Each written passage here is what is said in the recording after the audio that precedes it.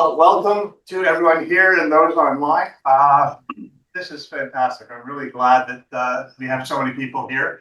Um, the good news is we got a great turnout and there's a lot of information to share. The bad news is you will unfortunately have to endure the dulcet tones of my voice for most of the morning. I do have some people to break it up. I've got Anna Levitsky from Hospice Mississauga.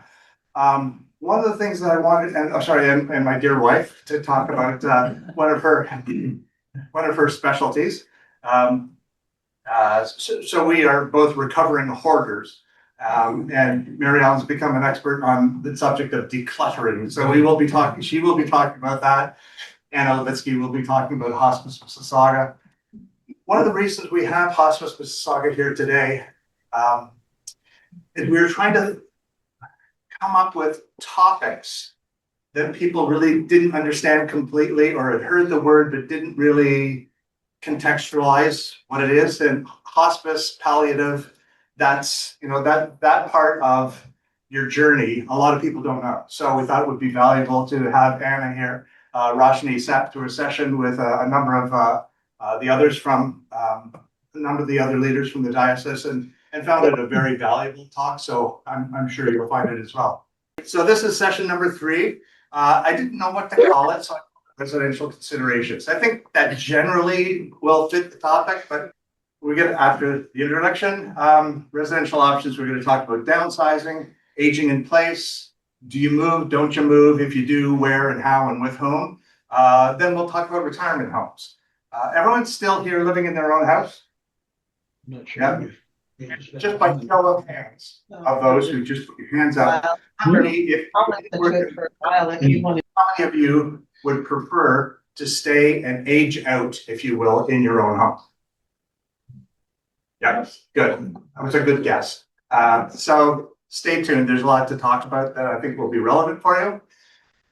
We'll then get on to decluttering. We'll talk about seniors residences, or I use them interchangeably, seniors residence, retirement home. You know what I'm talking about. What types are there? There are many. And what are the costs? You may be surprised. Some of the resources that are available to support seniors, whether in your home, in a condo, in a retirement home. What resources are available publicly as well as privately to help support that part of your life. We will have a presentation by Anna on Hospice Mississauga. Then we'll talk about safety proofing your home, because most of you want to live in your home. And most of you, I'm guessing right now, think, I don't need to seniors proof my house. But you do. And you need to start, we all need to start having that awareness of, I don't really need that throw rug, because that throw rug is one step away from a hip replacement or a broken hip or whatever, right? So there's a whole section on safety proofing your home. Whether you do it now or not is up to you, but just some things to start thinking about with the process. And of course, long-term care, I'll talk on that very, very briefly. All right, so as I said, where to live? Stay put, downsize, move in with friends and family. People think sometimes they'll move in with a family member, sometimes because of financial reasons. Maybe you want to cash out in this. It's a bit of a weird residential real estate market right now, but some people will cash out, take that equity and go with someone else. And so 2 friends kind of sell their places, take their equity and live together. So there are lots of different options. Go to a senior's home, long-term care. So, but here are the considerations. There's a seat back over there, or one up in the center. Considerations, financial. Can you afford to do what you want to do? If not, what trade-offs do you have to make? You'll have to look at your health. Are you physically and health-wise capable of what you want? If not, again, what trade-offs exist? You have to look at the social aspects. You have to look at the safety aspect. There's so many things that when I go through this, you'll go, you'll understand that we may not all have. I certainly didn't think about a lot of the things that I'm going to cover today. So hopefully this will be instructive. So if you're going to stay put and age in place, which was we talked about, it assumes that you're financially able. That's a big thing. Now I do have later on, I've got a link to a website you can go and play with. and it's a budgeting tool where you can put in all your current costs that you're not even thinking about, your taxes, your home maintenance, all those kinds of things. You can put them into the spreadsheet and start to look at, would it actually be affordable to move into a retirement home? Because a lot of people look at how expensive it is and think that's never going to happen. But anyway, we'll go through some of those tools. It can incur very significant costs if you continue to stay at your home. Oh, sorry. Staying in your own home is most comforting for you. That's what you want to do. That's what you're used to. The problem is it's the least comforting for your kids. So it sets up a lot of conversations that aren't really fun to have. So it's better. And that's why I'm encouraging us, including Mary Helen and me, to go through these thoughts and have a plan. So and engage the family so that you have productive conversations instead of confrontational conversations. There are significant public resources I'll talk about. And yeah, but one of the things you need to know, a lot of those are on a financial needs basis or on an urgency basis. So if you want home care in the home, because it'll make your life easier, but it's not medically urgent, then you're going to pay for it privately. It's kind of like our healthcare system. If you want elective surgery, get in line. You may never get to the end of the line. So you might have to go for private surgery. You know what I'm saying? So care is the same way. And it can get, as I said, it can be very expensive, the private care. So just look at if you've got someone living in with you, it's upwards of $12,000. And that's on the low end, really. And I know that because my brothers and I helped our parents live out their lives in their home. And it's outrageously expensive. So because they had to have 24/7 care. I was probably paying twice that for my dad. Okay. A month. Yeah. Yeah. So I pulled these off the web, but thank you, Amy. That underscores exactly what I was saying. It can get outrageously expensive. So why would you want to downsize? Free up the capital I talked about. You've got health issues. You just can't do it anymore. We've got a fairly large house. And it's not going to be more than about 5 or 6 years before I say, I don't want to do all this stuff anymore. And yeah, you can hire someone, but then now you've got to manage someone and watch him do what you've always done. Sometimes it's easier to just move on. Health issues, it could be tough, as I said, to maintain, or a desire to just, you know what, I don't want to do that anymore. I just want to simplify things. And also a desire to live. So I'm going to tell a story of one of the parishioners here who's quite old, and his spouse died a number of years ago, and he's been all on his own. And he's just in the last 6-8 months moved into a senior's home. He's the happiest guy. He's got more energy than he's had in the last couple of years, and it's just because of the social interaction. He said, it gets lonely. I wake up by myself. I eat breakfast by myself. I go shopping by myself. And he said, my family's nearby and I can talk to them, but they don't want to talk to me all day. And so that social aspect is so critical to aging healthily, because if you don't have people to engage with, dementia kicks in, unfortunately, very, very quick, way earlier than it would if you've got some social interaction. So, and those are all the pros. And the cons of downsizing, it severs an emotional tie to your home. Some of us have lived in our homes for many, many years. You know exactly how it works. You know exactly how long the coffee maker takes it. You know exactly how long, you know everything about it. It's disorienting when you're younger to move to a new facility or to take on a major new series of habits. Now let's look when you're in your 70s, 80s, 90s, whatever. It can be really tough. So limited space. So let's say you've got a 4-bedroom home, and you don't use those bedrooms, but it just feels like you've got all this space. Now you move into a 1 or 2 bedroom condo, and you're bouncing against each other and saying, "This is driving me crazy." So there is an adjustment mentally and psychologically. You also want to you have to reduce the number of your belongings because there's no room. And so when we'll get into decluttering, and that's a key downside, but a necessity as we age on. And then the cost and the hassle of moving. Has anyone moved recently? That's no fun. I mean, yeah, do you ever undo those boxes that you bought? I promise I'll get stuff out of that box tomorrow. It doesn't happen. And then, community, actually, new community can be a positive, it can also be a negative. Because it's an unknown.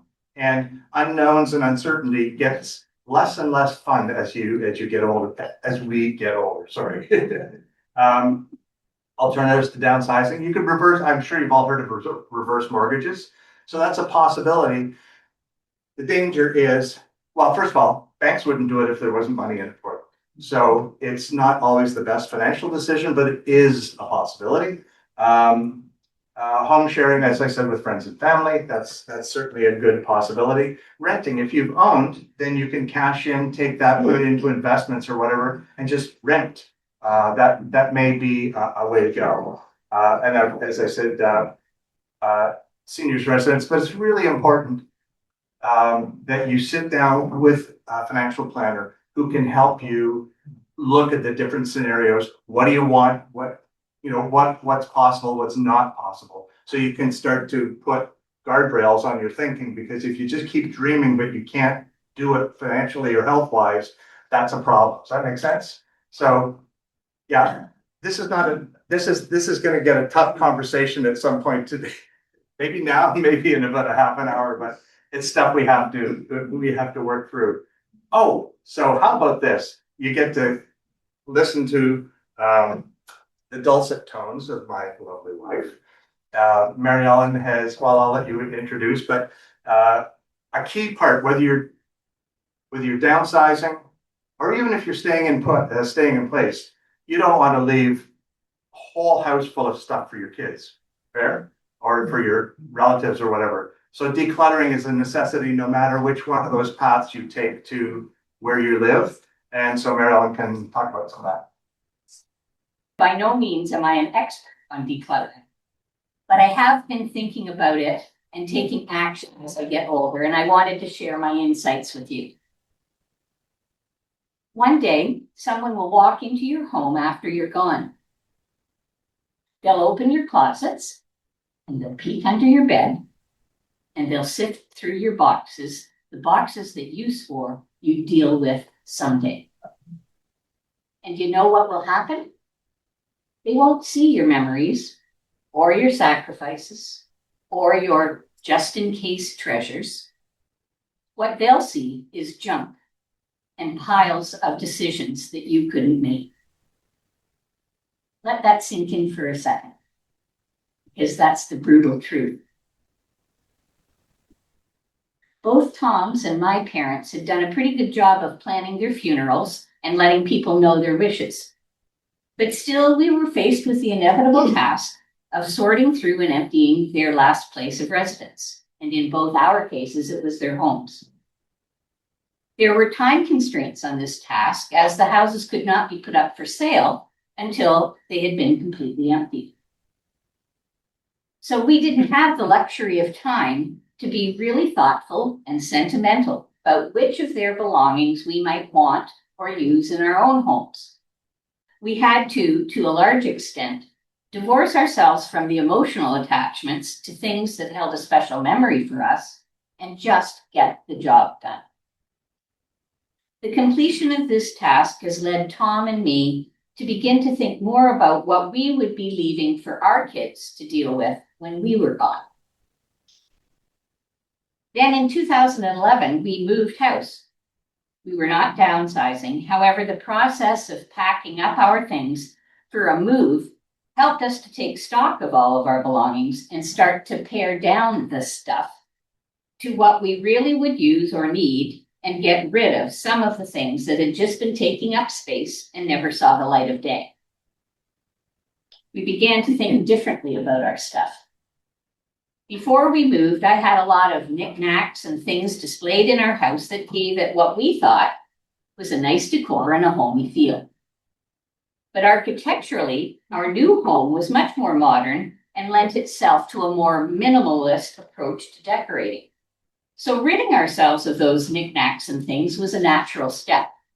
A good start, but just that, a start.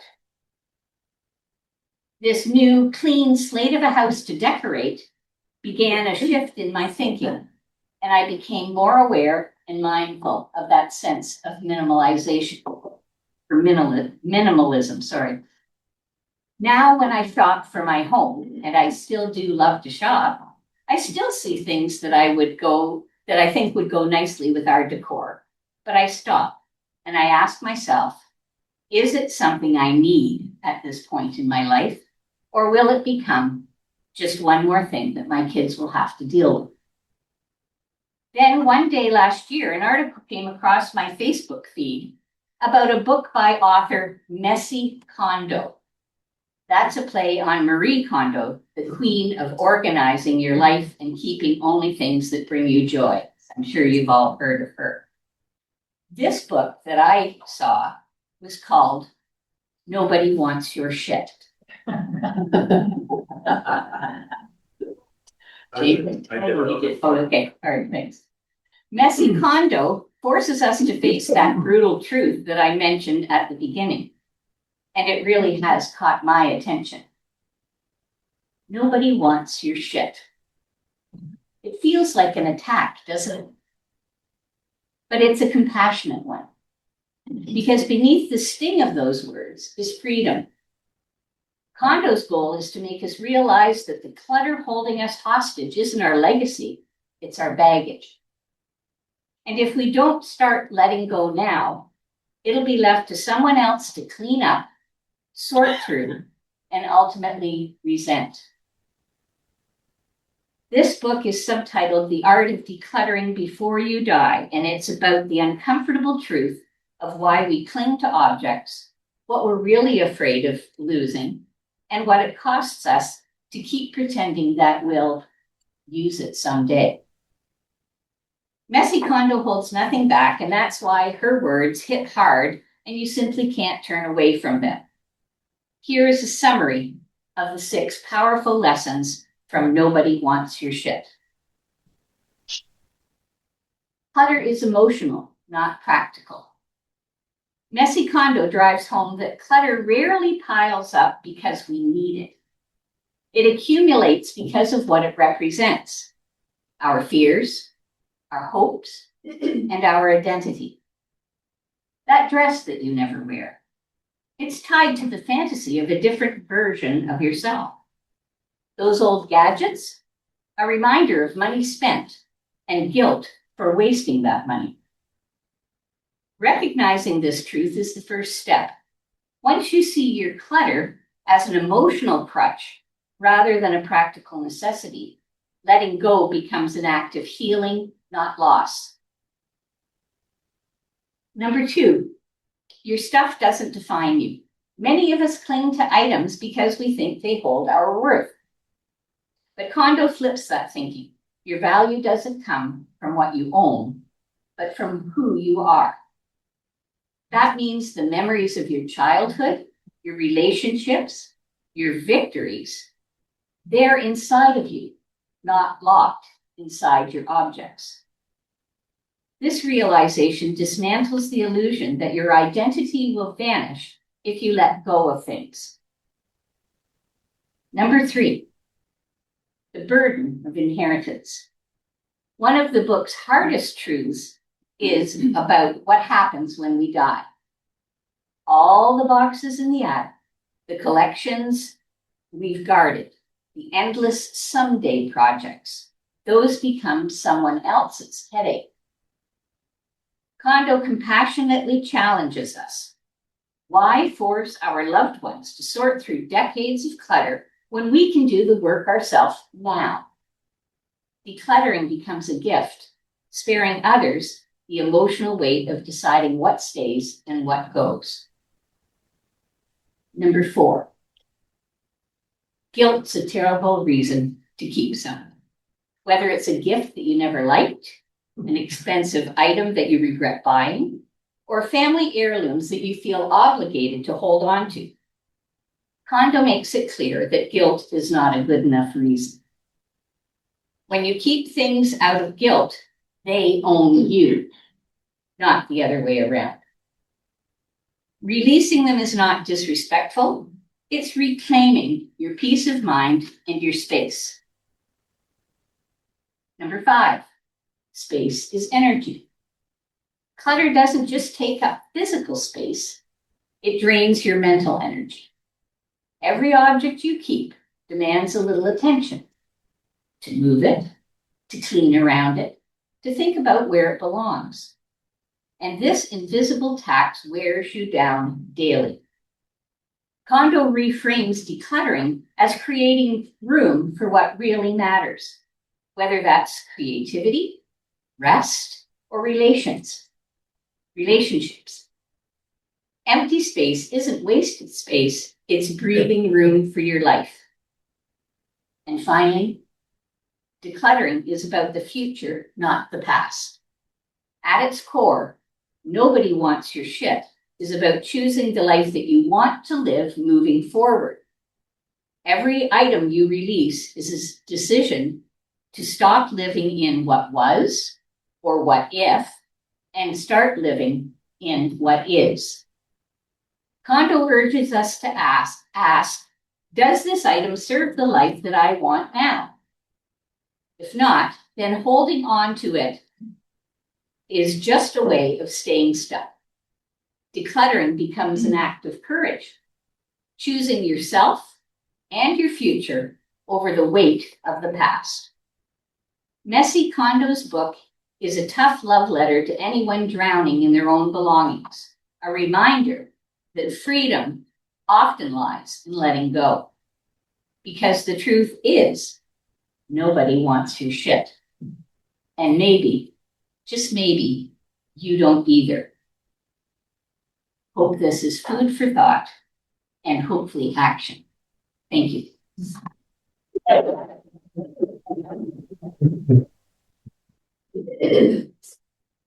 So that was sobering. The space's energy really resonates with me because I'm a terrible clutterer, not a declutterer.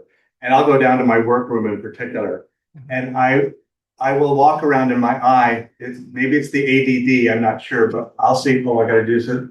I gotta put that away. So I don't know if anyone else feels that, but when I look around and I see all the stuff that needs to be done, I get exhausted and I don't do anything with it. And then the next time I go down to my workroom, rinse, repeat, and that space's energy is very, very true. So a couple of very quickly, first thing to declutter, and it should be pretty easy, is your digital life. Go through your phone, go through your computer, nuke all the photos you don't need, get rid of all the stuff that's unnecessary, very quick and easy and more unemotional to get rid of digital stuff, right? Look at your phone, look at all the apps that was a good idea to download. You get rid of it. Again, it's just visual clutter that sucks up your energy. Home, I'll get to that in a bit, but a very simple thing is 3-box approach. Keep, donate, toss. I mean, garbage, right? And have those 3 boxes and go into a room. Start with the least emotional room, the bathroom or the laundry room, and just go through everything and just have that 3-box approach. It's very easy to do it that way.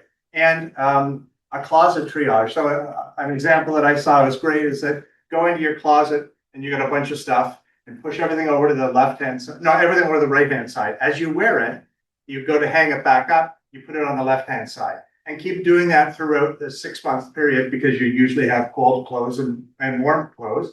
And by the end of the season, all the stuff on the right, take it to value village. You don't need it. If you don't wear it in 6 months, you're not going to wear it at all. And I know that some people are going, yeah, other people are sort of shivering right now. It's a simple technique to do that. I'm just going to go through. And then the third one is really not things, it's people.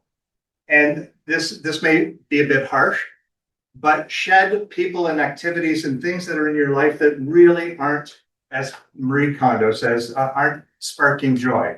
If it's something that you feel an obligation to, but you really don't like it, get rid of it. If it's someone that you feel you've known for many, many years, but you just find they're becoming more and more of a weight on your emotional energy, declutter them.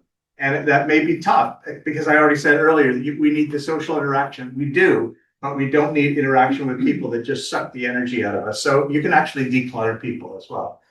It's up to you who they are. So I gotta quickly show some of these different, I said there was the 3-box method. That's great. But there are other methods.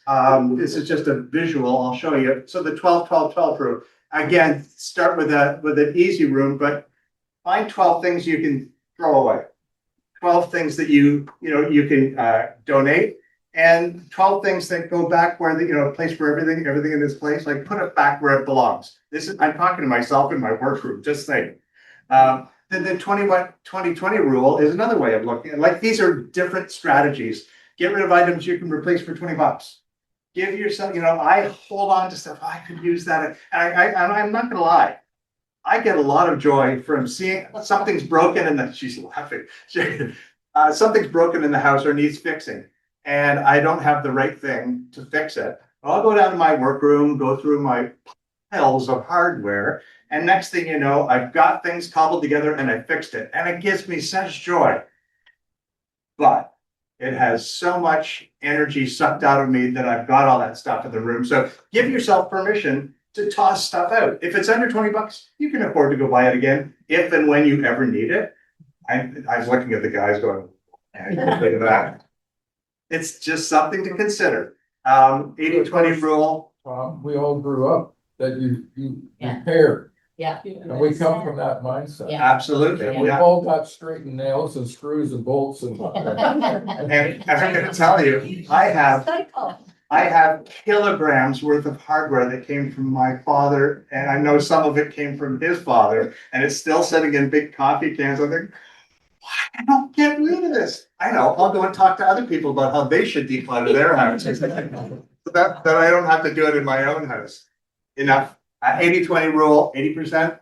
20% of this hot stuff is what you use 80% of the time. Get rid of it or get rid of the other 80% or put it away properly. 5-second rule is simple too. Go, as I said, start with the non-emotional room, like the bathroom, and hold it. You got 5 seconds to figure out, when was the last time I used it? If you can't come up with the answer, out it goes.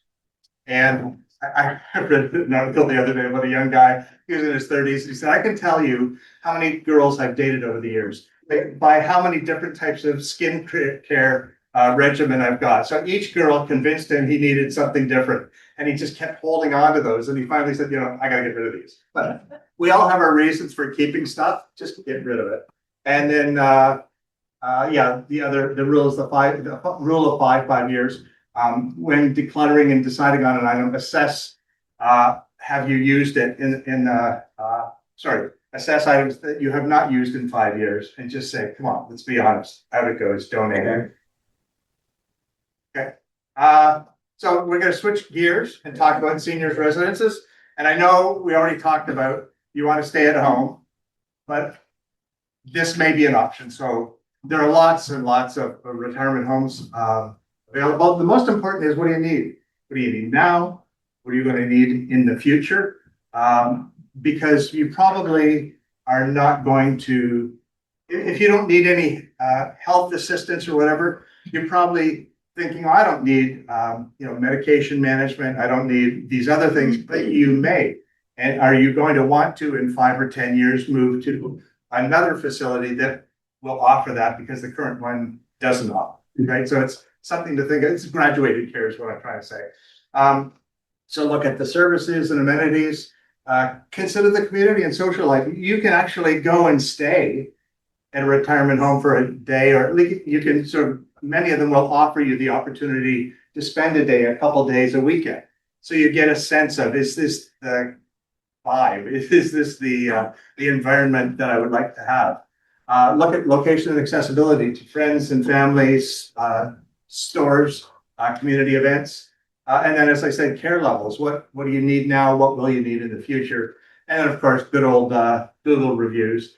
Check out. I'm sure everyone knows how to do that. But it's important to do that. Whenever in this presentation, I've given you a link at the bottom. That when I send out the PDF, when you click on that, it will take you to a website that will be a resource. So in this case, it's No, sorry, go back. In that case, you can access all kinds of retirement homes, what they can do, what their resources are, their activities, how many rooms, and their costs. So they're full, detailed assessments of each of the facilities. This was, it's not thorough at all.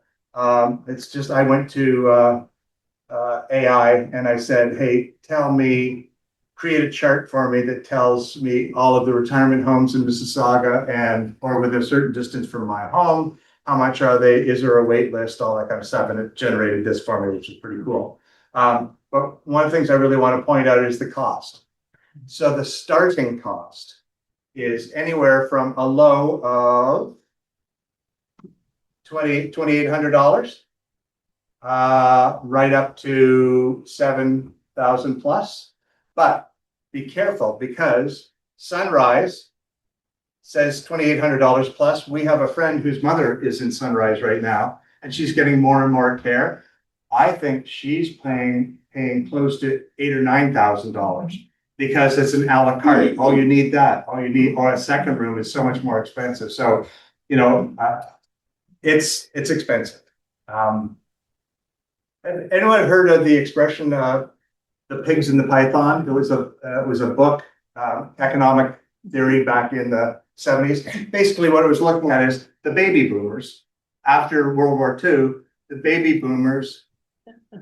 So if you look at this is from that book.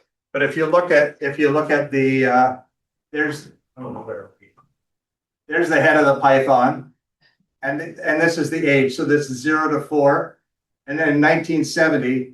This was us, the baby boomers. Well, what happened, what the book was talking about is, as you don't understand the picture? No, but we were at 5 to 23.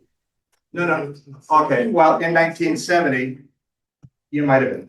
Anyway, don't worry about the numbers. The point is, the baby boomers, as they go through as a python eats a pig, and at first it's at its mouth. And it eventually makes its way all the way through, and it's very obvious and much larger than the rest of his body. Do you understand the analogy? Okay. Well, the baby boomers were the pig in the python, and as they aged, as we have aged, we've moved further and further along, so that in 1970, you can see here, just under 19% of the population was 55 or over. Now, in 2025.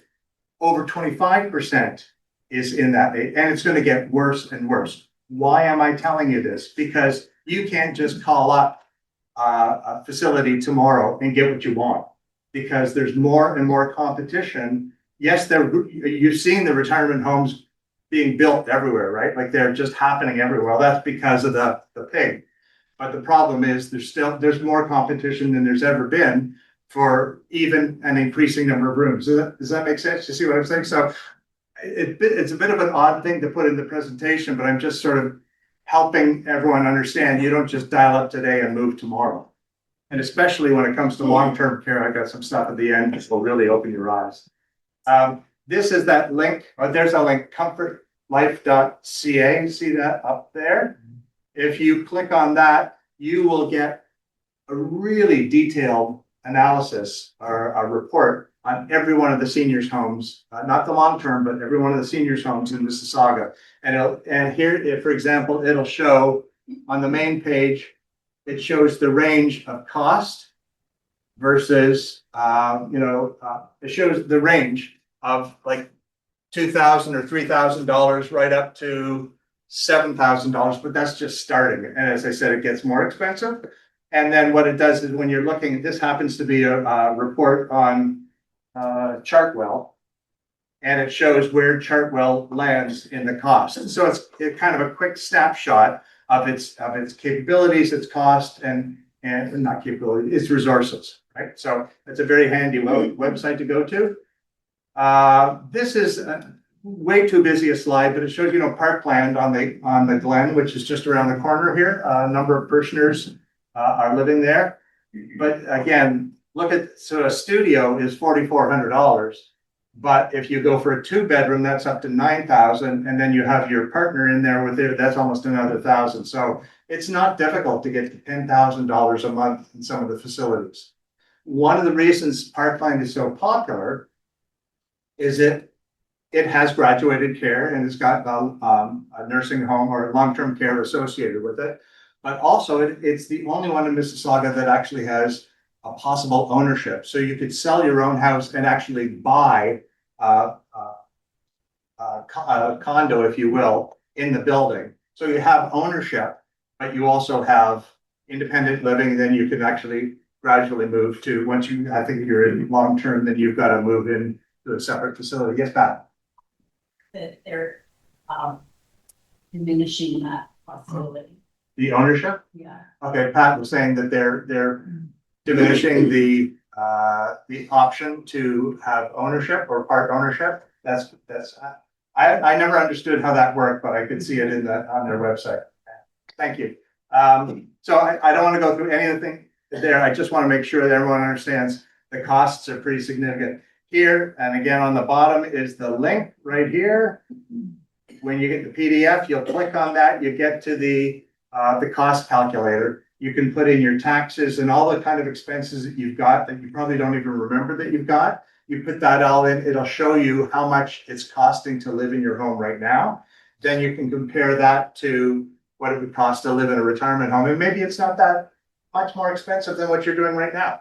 Again, the objective is not to be a be all and end all presentation. The point of this is to provide some insight and also some resources that will help you when you're doing your own research.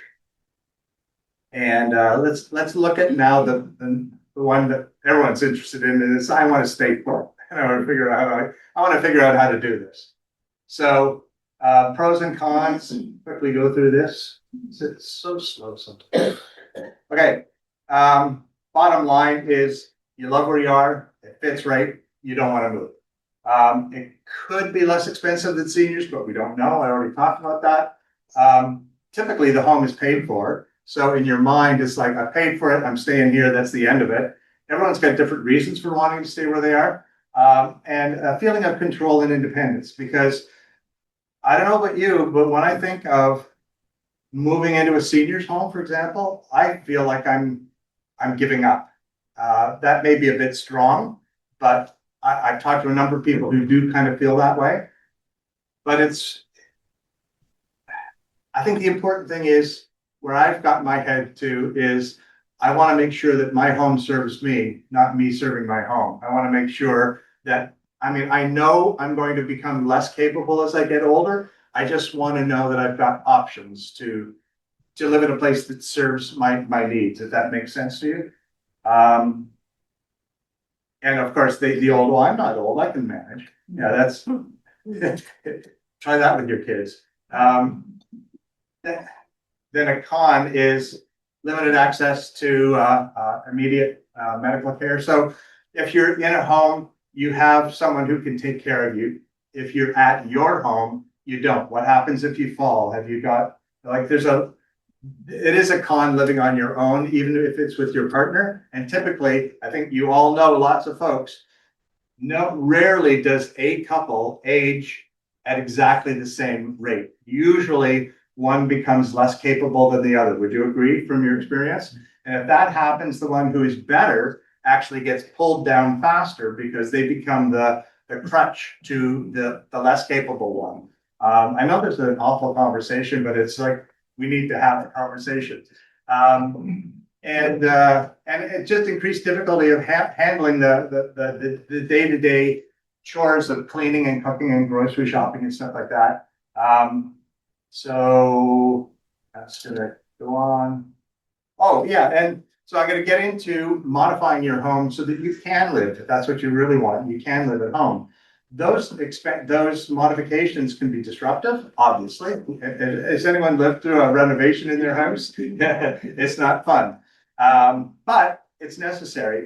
But it can also get a little expensive in making those modifications, and some people don't want to spend that money. So let's look at some resources. If you do want to stay in the home, what resources are available to you? Ontario has a lot of resources available. And this website here, it's probably the best one to go to is Ontario Health at Home. And each of these, well, I don't want to get too far away from the microphone, but each of these is a different topic that you can go to. Again, at the bottom, here's the link that you can click to, but you can find out all kinds of long-term care, prescription drugs. Like there's a lot of stuff for seniors on this website. It's a really great resource. And it's called health811.ontario.ca. And then there's this Mississauga Health, which is, how would you describe Mississauga Health? It's like An umbrella it's an umbrella of services. for the financial part, and then Ontario Health at Home is the practical part. Is the care part, yeah. Yeah. Could you repeat that? Oh, I apologize. Yeah. So I was asking Anna what Mississauga Health is, and it's how did you describe it again? It's The like financial administrative part of the umbrella of all the. it's the umbrella and the administrative part of supporting the health of the community, and Ontario Health at Home is more the services. So personal support workers and occupational therapists, and people who will come in and help you in your home. To live in your home. Okay. So again, I provided, you can see down there at the bottom, the link, and this is this is hard to see at this angle. So this is probably the most important one here is home care supports. So that's having someone come in once a day, twice a day, whatever. And this is, you have to be assessed to get access to a lot of these resources. So what used to be called, have you ever heard the term CCAC? Yes. Community Care Access, something or other. It's now called Ontario Health at Home. So it's just a change of name. And what they're trying to do is make it easier, although it's still very confusing, but easier to have a one-stop portal where you can go and learn stuff. So what I found when I was doing research for this presentation is there still is a lot of, is everyone comfortable with going on the web and searching and clicking and researching? Because that's what you're going to have to do. There's no, well, I guess there are some personal people, some real people that you can talk to, but there's a lot of resources, and finding it via the internet is the best way to do it. But there are a lot of resources. You can dig into them and you can find them at this spot. As I said earlier, they are needs-based, so you can't just get whatever you want because you want it. If you need it, they will assess you and they will give you access. Or else, but you can always go to an outside firm, a private company, and pay and get whatever you want, whenever you want. But it can get expensive, as we already covered. So Ontario Health at Home service providers, there's a big long list of companies on the left side. Many, if not all, are private care, but it shows you what nursing, personal support, supplies. So it shows you the different kinds of services that they have available. Again, you can dig into this website and find all this information out. And then there's the social part. And I think, just trying to see, I think Jeanette, you know this place, don't you? Yes, I Yeah. do. I live there. Yeah. So that's a great place. It's got physical, like recreational and sports stuff for seniors, but also social engagement. So there are a lot of these kinds of resources available through the city as well. So that's provincial and in the city. So there's a lot. And then there are some, I apologize, there is a small fee for this VON, but it's an adult day program. So if you still want to live at home, and you're still safe to live at home, but you want to go out for a day here or there and do stuff, there was the community facility I mentioned before with Mississauga, or through VON, there's an adult day program. You can go and get a small meal, but you can go and hang out and chat with people, and it helps with the social engagement. So there's no way in a short period of this presentation we can go through all the resources, but I was really pleasantly surprised to see how much is available. It's just a matter of learning what they all are and how to get at them. And then, as I said, like here's Bayshore, here's a full service company. They can do anything you want. It's always going to be at a cost, and it's expensive, but they do a lot of stuff. And here's another Age Wisely, another company. They have personal care activities. You can have someone just come in and sit and talk with you. Like Meals on Wheels, for example, is great. You get the meal delivered, cold or hot. They deliver it and they're on to the next one. So there's no social engagement, but you can actually hire companies to bring food and sit and have a chat with you. And I mean, it's going to cost because that person has to get paid, even though some of them are volunteers. But you see what I'm getting at? There's so many resources and ways of getting at them to enable you to continue living in your home if this is what you want.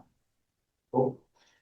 And then I'm not promoting this company. I know nothing about this company, but it's kind of an evolution from a business standpoint that's interesting. This Gordon's company, they will help you downsize. They'll come in and help you not just declutter, but then get to the downsize. They'll help you sell your home. They'll help you move to where you're going.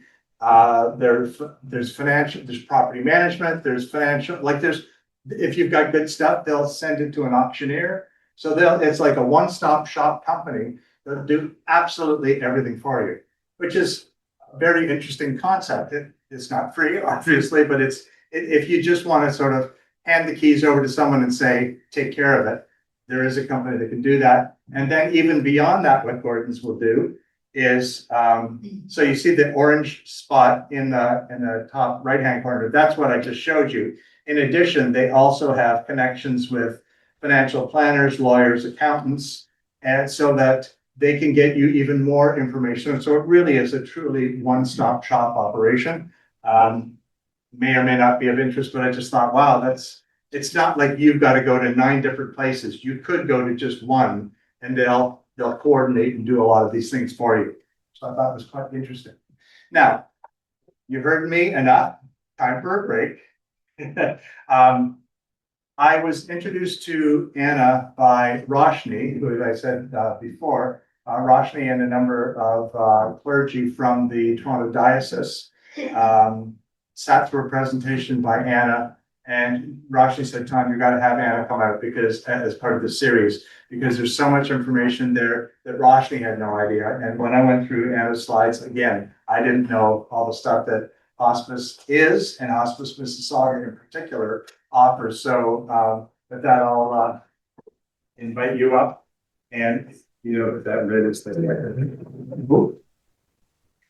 Did you want another?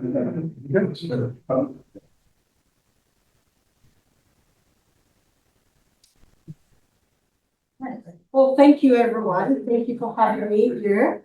I was thinking about the slaughtering. I think I should have brought my husband here. Yeah, so on the opposite spectrum here, but just a quick example before I jump into this. Our son moved out. Can you stay with us? Oh, sorry. Our son moved out about 3 weeks ago, and so I, of course, was very practical, maybe through my work, my also personality. I already repainted his room, done everything. It's ready to put new furniture in. My husband yesterday sitting down and says, do you think it was too soon to repaint Peter's room? And I said, Mike, Peter didn't die. He also took his stuff with him. So, it's so interesting, but that emotional attachment is so huge. And I'm saying this lovingly because it's very hard when you attach to possessions, when you attach to a person, when you attach to things, to let it go so quickly. And we see this every day. And I see this obviously at home as well. So anyways, thank you. And I want to talk about Hospice Mississauga, and thank you for this opportunity because we don't get much publicity in terms of when we talk about services. All those services are great in the community, and I want to say how great Hospice Mississauga is. And also because I worked there for over 20 years, and I must say, in terms of respect, dignity, this is a place where I feel you can get better service. But I might be biased, but hopefully not. But I want to start with a little moment in hospice life. A client, Margaret, she had stage 4 cancer that has metastasized to her brain. She had very short prognosis, lived with her daughter, and we had a volunteer there for 7 months every week, 3 hours a week. That's the respite part that we do for clients. And one time the daughter said to our volunteer, you know, my mom really wants to see her son. And what happened, we found out her son moved overseas. They had a fallout. They haven't talked for a few years. And he was not in a financial position to come to Canada. And they also could not afford to get his ticket here. So within a couple of weeks, we had her son reunited with her. And that's because we have great partnership with community partners. So all the resources that you see here, it's great to know about these things. So we call that organization called Give a Mile, and they use air miles points that people donate. And they bring people who have terminal illness and they want to reunite families. It's like a miracle. And this, I'm saying this, it feels like maybe an outlier. No, we have many families like this that we support. This is what really hospice care is. When we talk about personalized care, that's exactly what it is. So I'm glad to be here today to talk about, you know, who we are and where we're going.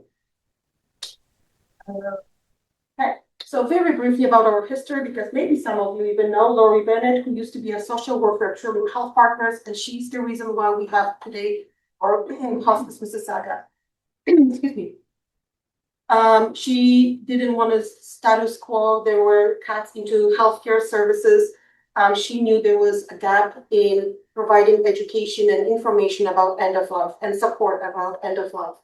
So exactly 40 years ago, which was last year, we celebrated in November, she launched Hospice of Peel. That's what it was called then. So yeah, we've gone through a bit of an evolution ourselves. We said which name is best. So we started with Hospice of Peel, went to Heart House Hospice, and now we have Hospice in Mississauga, Hospice Mississauga. And that is also because our home is here in Mississauga. We support mostly Mississauga. We have some clients in Brampton, which I'll talk about. But also we building a new hospice here. So for those who you don't know, we are going to go into this facility, hopefully by end of the next year, which will be 12 beds hospice. We started digging already in January. So this is our dream of 40 years. Okay, so we often, when people hear hospice, they really worry. They're thinking, what is this? They think this is the final days. They think it's about giving up. They think we're not going to treat anybody anymore. There are a lot of misconceptions like this. People think this is only, which is not here, but they only think this is for poor people. And it isn't. It's far from that. It's not only for the last days either. So when we talk about hospice, it is about comfort. It's about supporting the entire family. And that's where we stand out from other organizations. When you get a referral, let's say for Margaret, who I talked about, it's not just for Margaret. Actually, I want to say 50% or even more, maybe more, we support families, the caregivers, their children, their neighbors, anybody who's affected by clients' illness, we are there for them. And they have to expect the same services as the client would have. We guide them through very difficult conversation. Decluttering could be one of them as well, because it is very emotional conversation often. And we talk about hope a lot in a different way. We talk about hope in terms of the quality of life, not so much hope for cure. So I want to stress this because while talking about end of life is scary and people avoid it, it doesn't speed up death. Think about it when you're buying life insurance policy. It doesn't mean you're going to die tomorrow. You're planning for the future, which is smart. So the same thing here. The more information you have, the better decision you make. So once again, we are not for profit. We're actually the largest community hospice in Ontario and have been for all these years. So in terms of volumes, we are free of charge to clients, so we don't charge them. We also support clients with no OHIP. That obviously does not come, that comes at a price to us. So over 50% we do fundraise and depend on fundraising and donations. And that will obviously get bigger as we build. We support anyone obviously in Mississauga, but also in Brampton. In Brampton would be our children's program, which I'll talk about a bit more, but also our bereavement program. So anybody who's bereaved, whether they're part of hospice or not, are eligible for our services. Any age, people used to think that this is only for older people. Not true. We have children who are dying, and obviously we support children who are affected by the illness. Prognosis less than 12 months. So anybody who's diagnosed, we say prognosis less than 12 months, but we actually would like earlier referral just for the relationship building sometimes, but also just give people information. They don't need to be with us, but it's good for them to have the information. And anybody obviously who is bereaved can be part of hospice.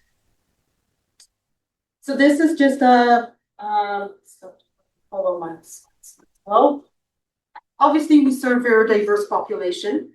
1.6 almost million people between Mississauga and Brampton, lots of languages, lots of cultures, and we're trying to manage all of that. We have obviously resources as well. We use our translation services called Voice. We get literally a person translator within 12 seconds on our phone. It's a live translation in person or Zoom. So we're quite resourceful when it comes to this. We work with other obviously organizations, like I mentioned, the Give a Mile, one of those. But with all those that you have listed here, Tom, we work with all of those people. With home care, obviously we work extremely close because part of their referrals come from home care, which is the Ontario Health at Home. They also changed their names 100 times, so it's hard to keep up. So we're very connected. We work extremely closely with Trillium Health Partners with both sides, Credit Valley and Mississauga Hospital, and Credit Valley and Trillium Hospital, with their palliative care team doctors. We are literally on first name basis with their doctors. We email each other all the time. We have common clients where we emailing back and forth updates. We go to their rounds, they come to our rounds. This is very important partnership. And this also highlights the trust that we have in each other around care that we provide for people. So speaking of care, I'm going to spend a little bit of time on this slide so that you understand how we work. So when we have a referral will be the person who is sick, who has a diagnosis. But sometimes we actually even don't see that person because this could be someone who is at really end of life. They can't talk anymore. Their prognosis can be very short. So the support would go to their family members, to the caregivers, to their children and friends if they are around. And all of our services that we provide, they are eligible for. So what we do, we start the difficult conversation. So you had the conversation around here about decluttering, kind of thinking the future, where you're going to live. We talk more about end of life planning. Do you know what your funeral plan might be? Do you know if you want to be buried or cremated? Do you know what do not resuscitate order means? We talk about navigating the system, talking about complexity. I mean, you have the list of all these agencies. Do you know that you can have 14 different agencies in your home when you're dealing with end of life?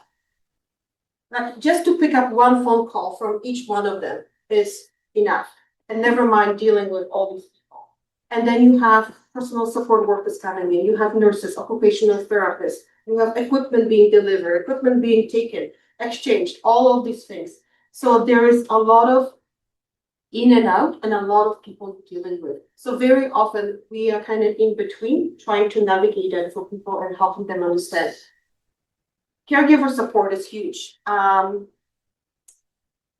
clients very often want to die at home, and that's not always the practical part. So there is a bit of we spend a lot of time talking about people's wishes and understanding the practicality of it. Because sometimes patient's condition changes, and then what do we do? People have a choice at end of life. Like right now, you talked about whether you want to be at home or retirement home. We talk about choices of, do you want to die at home? Do you want to die in a hospital, or perhaps in a hospice, which we would have currently, we would have in Anderson House in Oakville, and the other one will be Dorothy Lane in the Etobicoke. So that's why we're building one, which is going to be Erin Mills and Dundas area. Erin Mills and QW. But we support caregivers through an emotional roller coaster, because sometimes they feel like they cannot fulfill their wish. Sometimes they exhausted. Sometimes all the regrets that come out from previous years, for example, there's a couple, they used to fight a lot, and now one of them is dying. The things that were said, we all untangle this when we have our visits. So we have 3 hospice counselors who attend to the needs of people who are in the palliative stage and support their families. And then we have 3 bereavement counselors who deal with afterwards. Spiritual care is huge too. We have a counselor who offers spiritual care. So this is for people who question those existential values. Why me? I've been a good person my whole life. Why am I so sick? These are very deep, insightful questions with obviously, as you know, no answers, but it's good to explore.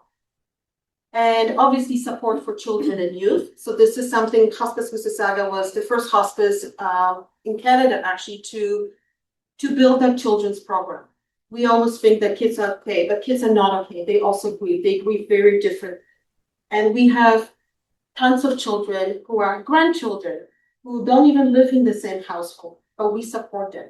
They still have to live in Mississauga though, or Brampton, but we support them. Or if they don't live close by, we obviously do consults. Like we try to accommodate as much as possible so families understand and are prepared for child to understand, or even for adults to understand what end of life may look like in terms of the physical changes, psychological changes. Those are the things that we talk about all the time. You talked about legal and financial planning, right? You know how difficult that is, and to find a lawyer who can go to actually a client's home is another issue because they can no longer go to a lawyer. So all of these things, we work hard to manage and to make sure people get what they need to get. Okay. So I talked a little bit about all services. So again, the focus on emotional support for the entire family. Having those difficult conversations, the children's program, spiritual care, the volunteer program. So the volunteer support is huge. We have about close to 100 volunteers who provide in-home respite care.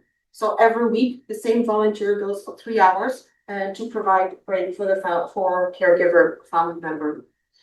That doesn't mean that the caregiver needs to leave. They can just have a nap or just talk. It's really just for them just to relax a bit and change of scenery perhaps.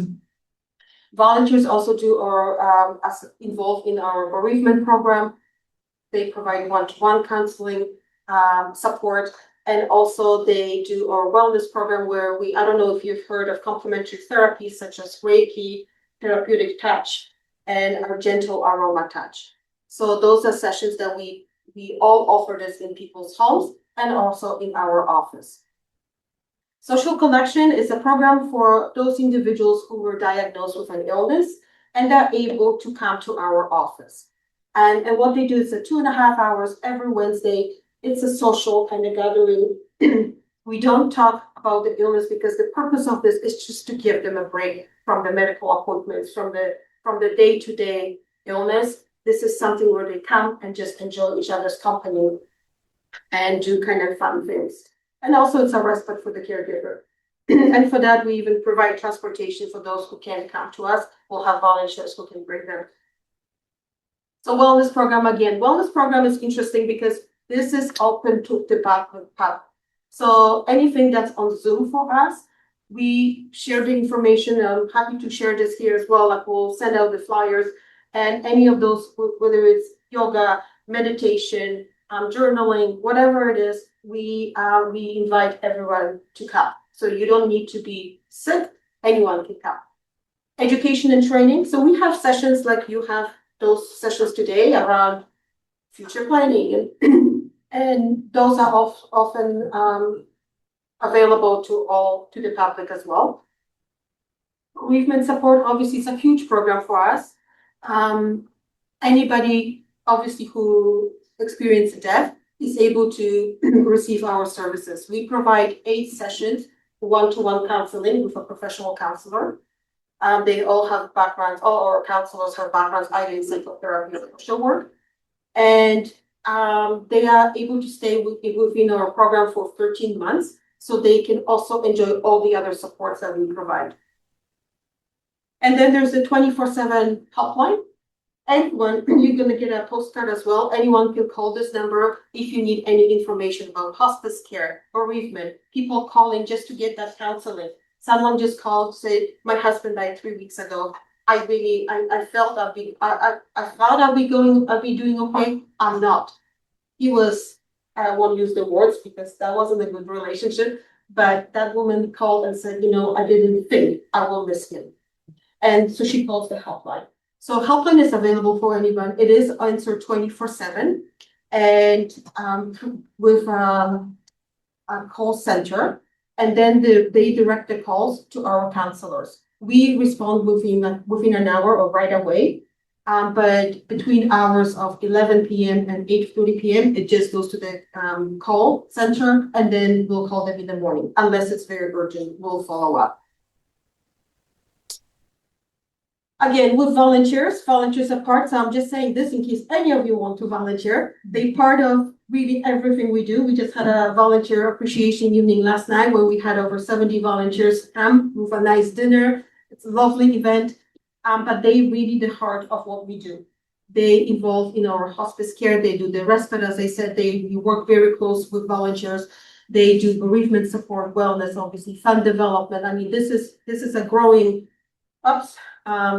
This is a growing part of hospice, the fund development, especially that we need to raise millions and millions of dollars.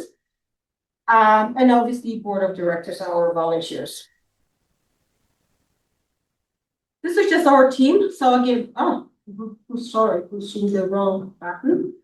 This is our really counseling team. So we really have just 8 counselors and we support over 2,000 individuals a year. So we do over 1,800 visits, and those visits we actually go to clients' homes. So what's good about us is that we don't have a limit on service. We have a limit for bereavement counseling more, where we do 8 sessions, but for those people who were diagnosed with an illness, we there as much as they need us, as often as they need us. If they need us later today at 10 o'clock, 1 o'clock, we're gonna be there. We make this work.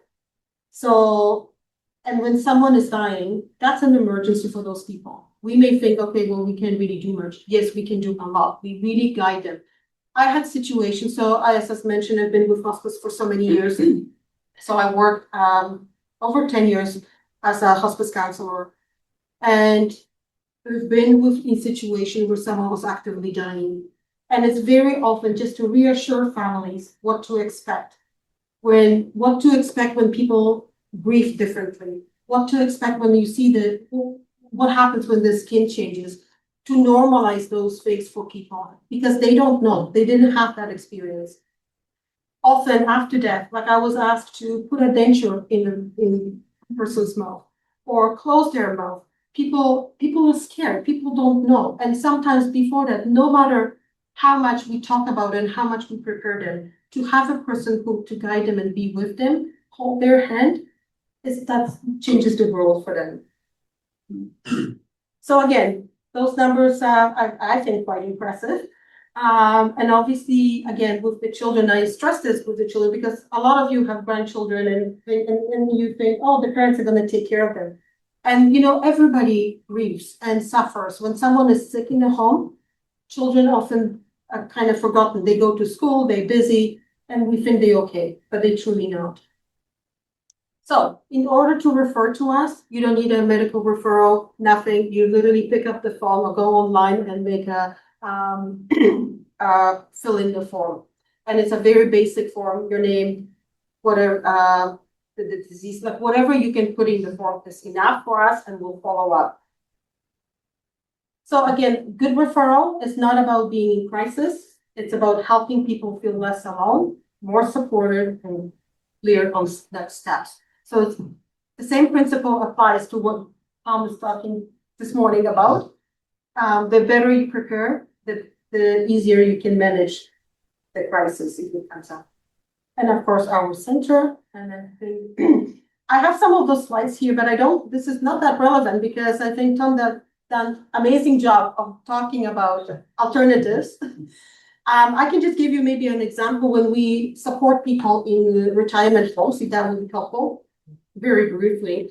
So when we don't support long-term care per se. We will support their families if they bereave. But long-term care is that they are in isolation in truth. But it's also because it's expected that they have the medical care in place. So we're not as involved, which may change. I think we're changing that because we do feel the families not getting adequate support. But with retirement homes, what happens is we found that there are people love it or hate it. Obviously the cost is huge. And I think there's a lot of those hidden costs later on. People were told about it, but once actually they come to realization that I have to pay for my meals to be brought up to my room or for medication delivery, when those costs add up, then you can really feel the effect of it. But I think the biggest complaint or kind of feedback maybe more was about sort of the performative kind of way of being. And that's an adjustment issue, right? So some people, when you live at home, you have that freedom of movement. You can walk naked in your home. It's fine. Nobody cares. When you go to retirement home, that is diminishing because you do go downstairs for meals and you kind of have to dress up and look, proper and your hair must be down and all these things, all those little details that we don't need to think about at home, that changes. That said, for some people, this is a fantastic opportunity. This is a fantastic option. So I guess when we making choices, I'm just going to go through these very quickly. Actually, I'm going to go through this a bit. There is really no right or wrong. It really just depends on what your needs are and where you want to be. We talked about the support at home, what exists. So we still call it a home care. It's the Ontario Health at Home. So they provide a lot of different services, as Tom said. But again, there is going to be a bit of a wait list for some of these services. So not everybody's going to get nursing just because, as Tom said, you want a nurse. So you ideally, if in case like you need that, ideally the best thing would be to get through your doctor. Get the referral through your doctor, let them send it to Ontario Health at Home, or HOC they call it, and that may speed things up. There is also a wait list for personal support worker. So all of those things, when you're planning to stay at home, you want to also keep in mind, what are the wait lists? How long am I going to wait for the personal support worker? When you get a personal support worker, do they come on time? Is this consistent person? Or are you going to show them every time, every week is somebody different? It's, that consistency is the biggest feedback that we get, that there is inconsistency, whether it's in nursing or personal support worker. And that's hard. That's hard on patient, that's hard on family, because you don't build that trust. You retelling them over and over what to do. So there are obviously things to consider. And I think that's, yeah. So if any questions about hospice, I don't think I linked them, so I might do that. You're welcome to connect with us, email, call us, go on our website. for anyone who is interested in the kind of not even bereavement program per se, but every month we run understanding grief. So that's something like whether for you or someone you know, this is something we do monthly, and we're trying to do this now twice during the day and one in the evening. And that is about normalizing the feelings you may have when someone dies and what that feels like, what other people experience. So that's kind of like a first step when we accept people to our bereavement program. So they have a general kind of orientation to grief, I would say. And that's it.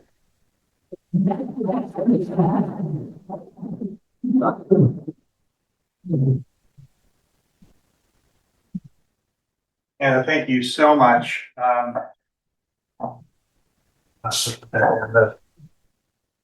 know I'm gonna kick that coffee over. One of the things that, even today, I mean, I've looked through your slides, you and I have met a couple of times, talked about hospice, and what this presentation would be, even today, during your presentation, I learned something more. I'm so glad that Roshni recommended it. It may seem odd to have a hospice topic as part of your residential, but the thing about hospice is it could be at almost any of your residential options where you've chosen. But I love the fact that family is included as a possible client. I love the fact that it's a volunteer organization. And yes, you do fundraising, but it's at no cost. So many people, as they get to the end, they run out of money. And it's a wonderful organization. And thank you so much for being here. And actually, sorry, one last thing I was going to say, and it just I picked up on one thing that Anna said today, and that is that sometimes children are forgotten during the grief process. We had a funeral and a burial just last week, and it was very large. I say all probably 80 or 90 people, all adults except for 2 little children. And this one little guy, he couldn't have been any more than 8 or 9 years old. He was unconsolable. It was his great-great-grandma. And she'd lived till 96 or 97 years old. And it was just amazing to me that all the adults had learned to hold it in, and they were grieving internally, but they weren't, they were able to hold it. This poor little guy, he was just inconsolable. And his cousin, it was okay, but he just couldn't manage it. And I thought today about him when you're saying that there's family support, and it's not just for the dying person, it's for the family as well. And that little kids get lost. So anyway. Oh, Sorry. please. Because I'm so passionate about kids, because even when my father died, my son was 2 years old, and he kept asking, where are his legs? So he was in the coffin, obviously, and you don't see the legs, and he keeps think about where are his legs. And those are the things that we talk to kids about. When we do legacy work with children, we actually do this also with adults as well. But they can do letter writing. They can do whatever makes sense for them. We do finger imprinting, so they have something tangible left behind. So with kids, it's super important to make them understand what death looks like. And when we talk about cultures, not everybody is so open. So we also very careful, like we're not gonna put all those Western, ideas on these kids. So we kind of dance around it. But at the end of the day, when the person dies, they're not breathing, they're not in pain, they cannot talk, they will not come back. And those kind of factual statements we talk to kids about, because parents very often cannot articulate this, and they suffering themselves. Or when parents would say someone went to heaven, or someone was so sick, they went for a long sleep. They don't understand this in concrete ways. So we try to, again, use a language that they will understand, that they know that if the child gets sick, that doesn't mean they will die. That they will not be sleeping forever. So all those things, and we often talk to adults about the same actually aspects as well. So very proud of our program. And again, if you know of any kids, obviously that's something we will definitely support. We have 2 counselors. Right now we have 1 because 1 is on mat leave, but we're hiring. So they both do an amazing job. social worker and child life therapist. So they use play therapy a lot with younger kids. We do a lot of school work. We go to schools. We support the kids in school. And we obviously, we work in 8:30 to 4:30, but truly like we're quite flexible, whether it's with kids or with adults. We do appointments obviously also whenever people need us. Okay, if we're ready to go, let's try and go through some of this stuff. Most of you, if not all, said you wanted to age in your home. And that's great. One of the key things is not just the cost, it's also how do you do, what kind of modifications? And some of them are small and cheap and easy, and some are much more expensive. But so I'm just going to go through some of these so it gives you an idea of some of the things that you might be able to do. So it's really, it's not safety proofing, it's seniors proofing. So, and I could just quickly say, if you're anything like me, you resist making permanent changes to your home that would make it hard to resell, but you know what? It's your home, it's your life. Make the changes to your home, and someone can always undo it later, but putting a ramp in or whatever, like just spend the money, make it your home. And this is church, so let's bring out a little Bible verse here of Proverbs 16:18. Pride goes before the fall, right? So the whole point is, don't be proud, be safe. Do what you need to do to make sure that your house is safe. So this comes from the National Institutes of Health in the US, but still is very good. What you want to do, it's a schematic of the house and showing that from the outside, whether you put handrails and ramps, and then inside, get rid of area rugs, make sure you've got handrails on the staircase and good lighting, put grab bars in the bathroom. And I'm going to go into more detail on all of these, and then reduce fall hazards, like things that, area rugs, stuff like that in the kitchen. So let's get into some of this on the exterior. And this comes from what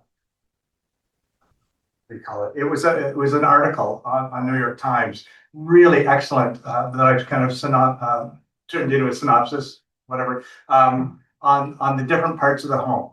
And it's a great resource, but basically start at the end of your driveway and walk to your house and up to the front and make sure that you've got a well-lit walkway. Maybe consider accessible entrance like a ramp. Maybe you just put a little grab bar. I'll talk about grab bars in the bathroom, but maybe you put a different type of door lock on the house. That's a keypad entry that just makes it easier to get into the house. You could even have an automatic door, like we have out here, where you just push the button on the door. You can have those installed on your home. There are lots of things that you can do to make your house more safe, more accessible. If you like to garden, well, have someone build raised garden beds for you, so you're not up and down on your knee, going down on your knees all the time. But if you do, maybe get yourself a garden kneeler. Like, a lot of these things are not expensive, but they just allow you to continue having the fun and enjoying life the way you want to without maybe the pain of getting down on your knees and gardening. Yes, Allison. I have found, people might know I broke it a few years ago. I have found little automatic lights that I have installed on the steps outside my home. You get them at the dollar store. They're $5 a pop. They're solar operated, motion activated. Great. Oh, they're motion activated too. Yeah. Yeah. So Allison was saying that you can buy them inexpensively, little LED solar lights that you can put on your walkway, you can put on your steps, that are motion sensitive and light sensitive. So that as you walk up to them, they come on. That's I brilliant. don't have to wire anything. Yeah, exactly. And I just have a little wire and they're attached to the railing and they come on. Yeah. That's Even when I'm in the kitchen moving, it sees me through the window. So they're quite sensitive. we're not going to recycle on the naked at dinner. I wasn't sure where you were going with that, Allison. I apologize. the people online, they don't know what's going on. I'm sorry, folks. But that's actually a good point. That Allison was talking about having lights, whatever. Another option is you can get little, what do you call it? They're powered lights. They're like an outlet, electrical outlet. That's the word. Electrical outlet with a little LED below that, so that when you turn the lights off in the house, you put them in your hallway. Like just change this plate over, and then so your hallway is always lit at night. If you don't have an ensuite bathroom or whatever, or even if you do, night lights are a very good thing to because some people need to get up in the middle of the night. Okay, next is the entryway. There's lots of stuff you can do. One of the things I hadn't even thought of, make sure you've got ample room to dress. So take off your boots and your shoes and make you and please hang up your coats. Like, don't get rid of the clutter. Again, coming back to the decluttering, but get rid of stuff that you have room to move and operate and hang your coats up, all that kind of stuff. And again, get rid of tripping hazards. So there's nothing worse than wires, extension cords, throw rugs, all of those. The number one thing that will put you in the hospital with a broken hip is tripping hazards. The number one thing of everything I'm going to talk about here, tripping hazards is the most important to pay attention to. Yes, Elsa? When I was redesigning things after my fall, I had 2 light switches put on that are motion detectors. So when I open my front door, the hall light comes on. And when I start to go up the stairs, the light upstairs goes on and it shuts off after 5 minutes. That's great. So again, Allison was talking about how she had a bad fall with a broken ankle. Yeah. Sorry, that's right. And so she had installed light fixtures that were that are motion sensitive. So she didn't have to, worry about turning the lights on. They sensed that she was there, and the lights came on and stayed on for 5 minutes. So it's another perfect example of the kind of stuff that really isn't tremendously expensive, but it allows your house to serve you and allow you to live. If you can do your own electrical wiring, the units for about $30 for each switch. I did 2 switches. Yeah, $30 is not bad at all. No, it's a no-brainer. Yes. Oh, Can I add one other thing? yes. I saw course. Robert Redford, because he died, there's been a lot of Robert Redford stuff on, but he was being interviewed about getting older. And he said that the one thing that's been the hardest for him is accepting that he's getting older and doing things that will allow him to be safe, such as going up your stairs, use the handrail, and coming down. But sometimes we're too proud, or we think, we should go down the stairs without hanging on because it helps strengthen us and our balance and everything. But what I'm finding is sometimes my body, how your body just automatically knows how much to lift its foot to go to the next step. If you're tired at the end of the day or something, sometimes that doesn't kick in and you catch the tip of your foot or your toe and it jars yourself a little bit. So don't be too proud to use the things that are already existing in your house to keep yourself safe. It came across well. That did Repeat that exercise for. the exercise to get the direction. Okay, great. Good. Thank you. Yes, yes. So as Mary Ellen said, handrails are super important.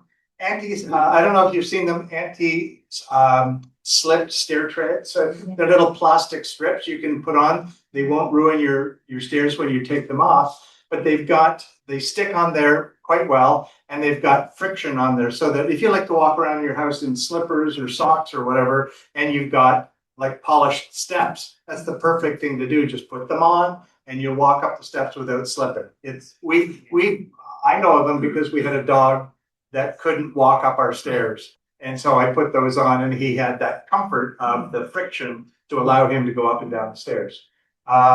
Yes.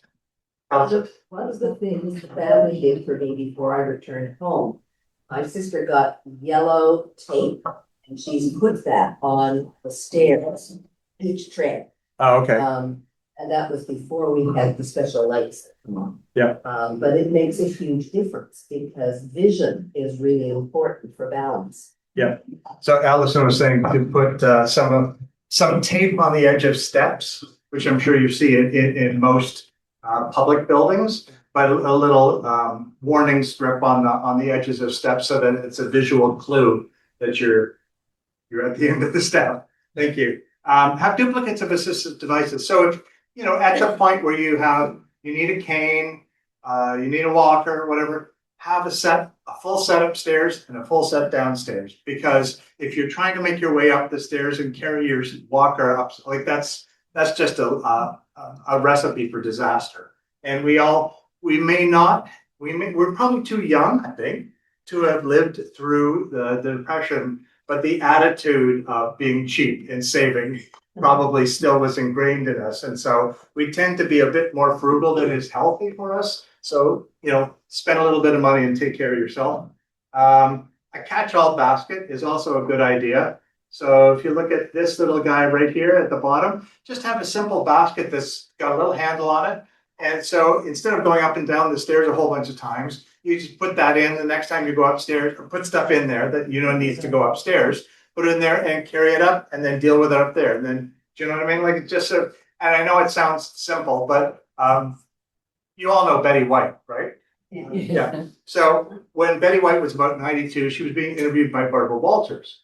And Barbara Walters said, "You are in amazing shape. How do you do what you do? Like you're 92 and you're bright and you're energetic. How is it you do that?" She said, "It's really simple, Barbara. I live in a 2-story house and I have a very bad memory. So I am up and down those stairs all the time." So, and Mariel and I call it our Betty White steps. So you look at your phone to go, or your watch, you go, "I got my Betty White steps today." And then also, I don't know why they reformatted, but anyway, smart monitoring. So there's security devices. I don't know how comfortable you are with tech, but there are so many devices that will help you manage your home. Like we have probably 5 or 6 lights inside the house, and then we have some landscape lighting, and it's all connected to my phone, and it just automatically comes on at a certain time, goes off at a certain time, or it comes on with dusk. So it's really and they're really simple to use. So increasingly, there are companies like Geek Squad and whatever that will help you install. If you're afraid of tech, they can install it. They can set it up on your phone, and it's a really some of these devices are really, really quite wonderful. Oh my goodness, been through a lot. Okay. Living room, I'll go through this very quick. I love this phrase. The older we are, the more we have, the harder it is to put it all away. So an extreme version would be if for a walker or a wheelchair, you have to widen some doors. And that's tough. But again, modify the house to make it good for you. As I said, some of the smart devices, not just programmable lights or motion sensor lights, but they even have pill dispensers. Because, we all know someone who's aged to the point where they can't remember me now. Did I take that pill this morning or whatever? And so, Mary, don't look at Ian like that. I'm just. I use one. Yeah. We both. You have an automatic one? I'm not that bad. Okay. Yeah, having a little dosette is super. Is very helpful. What's that? I haven't heard of a dosette. I think that was a brand name, but Was it? it's basically one of those things with the little compartments, and you morning and night and whatever. Yeah. Anyway, yeah. So, but there are, as memory starts to fade, you can have the little medication compartment things that are timed. So it will give you a little notification on your phone. It's time to take whatever medication. As long as you remember where the medications are, then you can go and take them. So anyways, I don't want to get into a lot of the detail on that. There's a lot of really very interesting, even a universal, believe it or not, I haven't seen one, but I've heard that there really is a universal controller, like a remote controller that does the TV and the internet and does all that. I haven't seen it, but I've heard that it truly does exist. Lift recliners, something I hadn't heard of. It's basically a little motorized device you can put on the bottom of a chair that actually tilts up. So it makes it easier for you to get out of your chair. But there's also the low tech version of that is if anyone's had a hip replaced, you can get little plastic stands that you can put on the bottom of your chair that just lifts where your bum is on that chair. So that to go from that sitting to standing is a much easier way. So tray table. Oh, sorry, Judy, yes. Great. Okay, so Judy was just saying that chair, it's a specialized chair. It's not a thing you would add onto a chair. It's a specialized chair that is motorized and can actually lift up and tilt to make it easier for you to get up and stand. It lifts you to a standing position. Yeah, it leads you, okay, right to a standing position. And it's considered an assistive device, and therefore it comes under the Assistive Devices Program for Ontario, and most of that would be paid for. Let me see what else we got. Tray table, like a little table, like the kind of table you would have in the hospital. You can look at getting a small version of that. So if you're sitting there watching TV, you've got a nice little surface where you could have a snack, you could have your book, you could whatever, but also have it tuck in underneath your chair so it's out of the way and it's not, guess what, a tripping hazard. So yeah, I know we're running late. Are we okay on time still, folks? Yep, okay. Kitchen. Couple of things here. Consider a convection cooktop. It's much safer. It doesn't have gas, no carbon monoxide issue. You can't burn yourself. Well, you can still burn yourself if you take a hot pot off and touch the bottom of the pot. That could burn you, but are you familiar with convection cooktop? So when you take something off the cooktop, you can put your hand right on it and there's no burning. So it's very safe. Induction cooktop. I said yes. See, that would be induction, not convection. Sorry. Thank you. There's a lesson. Don't edit your slides late at night. Okay. And also I found out that these are very, very new, but dishwashers and ovens, they're now some models actually have drawer capabilities. So instead of if you can imagine you've got the oven door down, and then you're trying to reach in and grab something that's very hot, and it's a cantilever position. So it can be quite dangerous for a person who has limited mobility. Well, now, if you've got like a walker or a wheelchair, you can be off to the side, open the drawer of the oven, and then take the stuff out. So, as the baby boomers have increased the market size, the manufacturers are creating products that meet our needs. Even a rolling butcher block, like don't have an island that's fixed. Have something that could be a mobile mobile island, and also have it down at a level where you could sit and do the work instead of having to stand. One other thing which kind of goes against the tripping hazard, but if you're careful, is this little where am I? This little guy right here is an anti-fatigue mat. And they're usually designed so you can't trip on them. They've got a little beveled edge on them. But if you're going to stand at the sink for a period of time, it's really helpful. Anyway, again, you will get copies of all this so you can look through and see some of the things that are handy to have. With a bedroom, again, eliminate trip hazards. So give yourself lots of room to get dressed. Have an adjustable bed, like one of those electric beds, especially if you're a couple where one has different needs than the other. That's a really helpful thing to have. Bed rails at some point, they're super easy to install, inexpensive, and they can be helpful. A bed tray table, again, like I said, similar to what's in a hospital. Even motorized curtains, so that you can have them timed and they can open up and you could get some sunlight in the morning when you're waking up, so it gives you light in the room when you're getting up and getting going. So it doesn't show it very easily, but at the bottom, the paddle style light switches, like it's I use the term Decora because I think that's the brand, but instead of like a little switch like you used to have, the kind of toggle, the big paddle switches are way easier for people as they become more arthritic and difficult and find it difficult to use.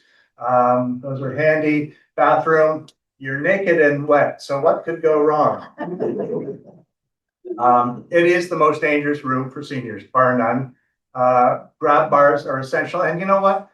Don't just do it by yourself. Hire a company who specializes in doing this because they'll say, okay, I want you to sit on the toilet, fully clothed, but sit on the toilet, and now get up. And they will watch how you actually get up and where you put your hand.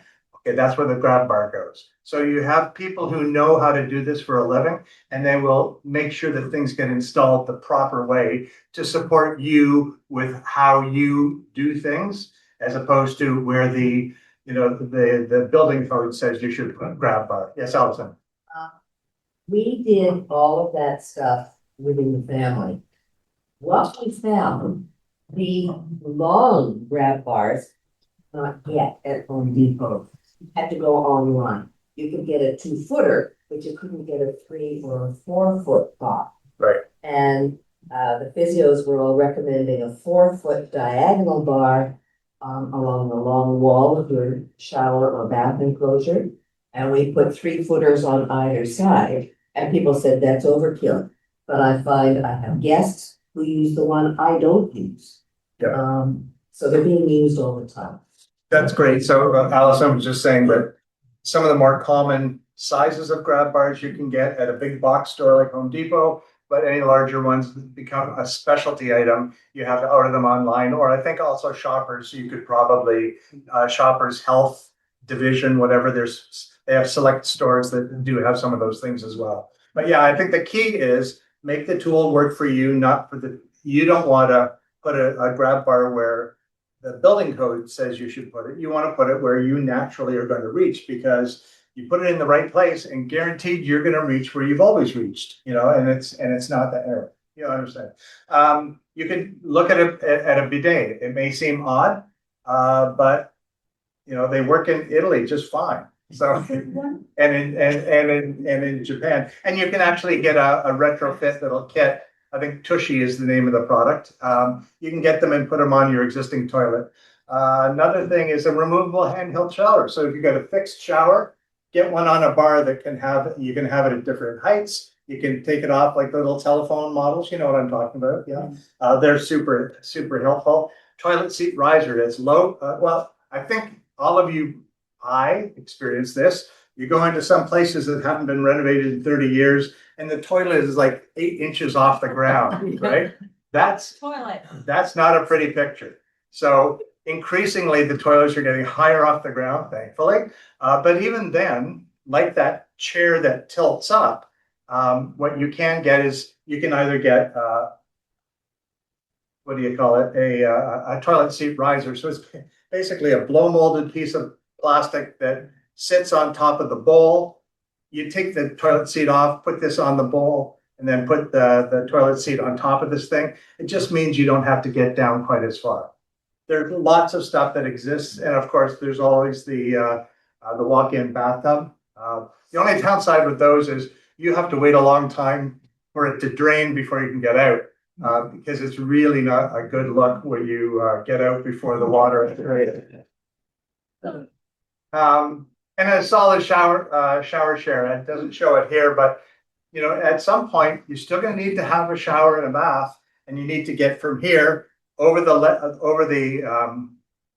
wall, if you will, of the lip, whatever, of the bath and in. So you get for some reason the picture didn't come through here, but it's basically a long seat that you get on it on the outside, and you just sort of scooch your bum over to the other side, lift your legs up, and then you're in, and you pull the shower curtain, and then you can have a shower, right? So there's lots of stuff that exists right now. It's just a matter of saying, I need it. It's good for me. It's healthy. It's going to allow me to live here. One last thing I got to show you on home water safety that I almost guarantee no one here knows. And I know about this just because it was part of one of my former lives in working. A lot of people get first-degree burns from scalding hot water. Has anyone gotten scalded before? Stay tuned, it's gonna happen. Because the older you get, your reaction time is slower, you're not thinking, you turn on the tap, not noticing that it was in a hot position, and boom, now you've burned yourself. So the stats are in 2018, 52,000 emergency department visits in the US were because of seniors being scalded with hot water. So I'm not going to go and right up to 110 deaths. So one of the things you can do, you can avoid that by having what's called a thermostatic mixing valve installed on your water heater. And I'm just going to quickly explain this. So there's two water heaters. One on the left is kept below about 120, 110 degrees, and the other one is 140 or higher. I'm talking Fahrenheit, and I think based on the amount of gray hair in the room, you can manage Fahrenheit. The problem is that if you keep the water too low, it's a perfect place for Legionella or Legionnaire's disease bacteria to grow. And especially as you get older and you're not using the hot water all that much, it's a wonderful little incubation spot. And you can get very, very sick. You remember Legionnaire's disease? You've heard about it? Well, it's still around. But anyway, so if you heat it up over 140, there's almost none of that bacteria waves in the water. So that's what you want, right? Problem is, what does 140 do? An adult will be scalded in 5 seconds, like a scalding burn at 140, and a child in 3 seconds. So what you want to do is lower the temperature to 120. So it takes 10 minutes to scald. So you're fine. It'll be hot. You take your hand out and everything's fine. So that's great. You store it at 140 to get rid of Legionella, but then you have to use it at 120. You see where that is? See how that works? So how do you do that? There's a normal water tank there, and you got cold water comes in, it gets heated, and hot water comes out. You see that? Okay. With a mixing valve, what you do, you can't see it all that well, but that little device, why is it not working? There we go. That little device here, I'll show you in a blow-up version, is like that guy right there. And what happens is you have the cold water come in from the city, goes into your tank, gets heated, comes out of there at 140, goes through the mixing valve, and because it mixes the hot and some of the cold from the city and comes out at 120. Everyone see that? It's very simple. And that little knob you can see right there. That little knob you can dial it and change the temperature if you want. But it's a small little thing. Plumbers know how to use these all the time, and it's very safe. You could probably have that installation done for $300, $400, maybe $500 maximum. But I always think whenever I've injured myself, or no, when I think of, do I want to spend the money on whatever, or do I want to take the time to move the ladder over there before I climb up and do something? Oh no, I'll just reach up. Oh, that was a bad decision. So I always think to myself, how much would I pay once injured to not have been injured? Do you know what I'm saying? And that's what I was like. So for $300-400, if you're lying in the hospital with 3rd-degree burns or whatever, you say, how much would I have paid for that mixing valve? So it's just a little something you may want to consider. And last, we're getting to the end here, folks. Hang in there. Long-term care facilities. And here's some examples. And this is the eye opener for me. Does it make sense that you would want to maybe move to a retirement home that's connected to a nursing home so that you are long-term care, so that you can just sort of migrate, keep your same friends, but just migrate rooms? You know what I'm saying? That's what everyone, or most people, if they're thinking of this, they would go, oh yeah, that's a good idea. The problem is the waiting list is horrendous. For example, at Aged Care Glen Oaks, whatever the name, it's in Oakville. They've got 168 beds, but there's a waiting list of almost 500 people. And look at another one, Post Inn Village, which is in Oakville, 228 beds, 1,088 on the waiting list. So it's almost a 4-to-1 ratio.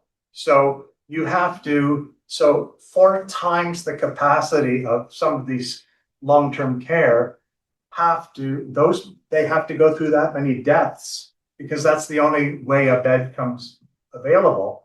And I'm not trying to scare anyone. I'm just trying to say, I was shocked when I saw these numbers. So be aware, you can't just call and say, hey, doc, I want you to give me an assessment to go into a long-term care.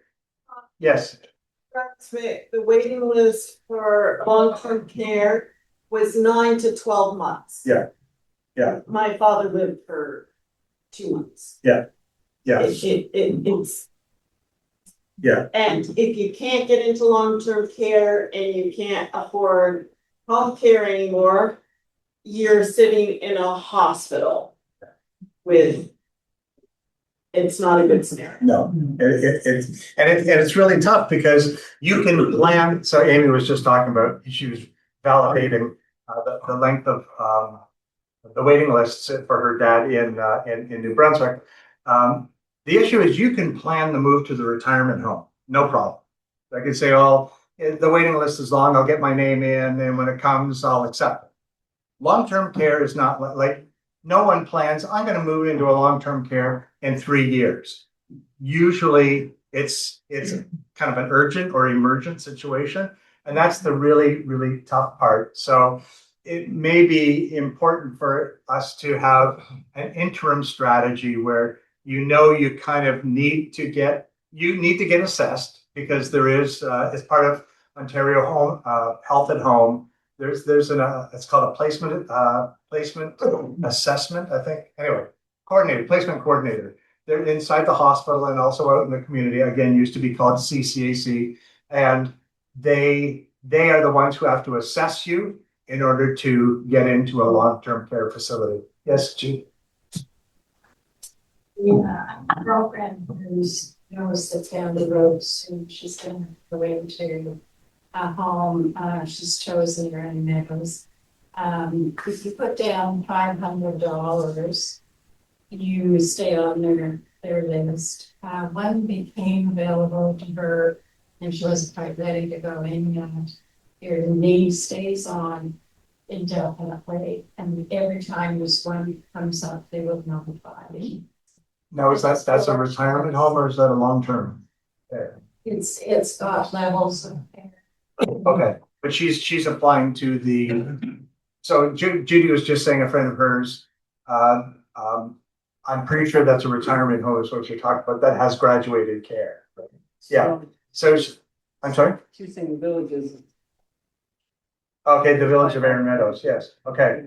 And yes, you see how it says, is it connected to a retirement home? And it is, yes. So Judy was just saying, a friend of hers told her she could put $500 down as a deposit to move into a retirement home. Your name stays on the list, even if your name comes up and you say, I'm not ready yet, they keep the name on the list so that you still have higher priority than someone who isn't yet on the list.